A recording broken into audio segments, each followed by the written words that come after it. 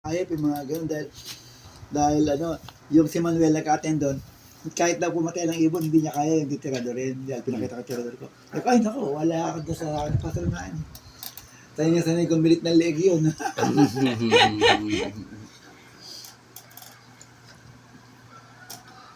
Yan. Pagkain ng robot. Sa robot. Pagkain po ng mahirap. Yan. And ito po yung aming karaniwan na pagkain. Kami po ay nasa Linang. Ito po ang aking mga kasamang lingkod ng Panginoon. Pwede rin naman gabi. O di kaya ay pwede rin saging. Yan. Si Pastor Francis Torre Berog at then si Pastor Yet. Magandang Yan. hapon. Gorospe. Subscribe po kayo sa channel ko.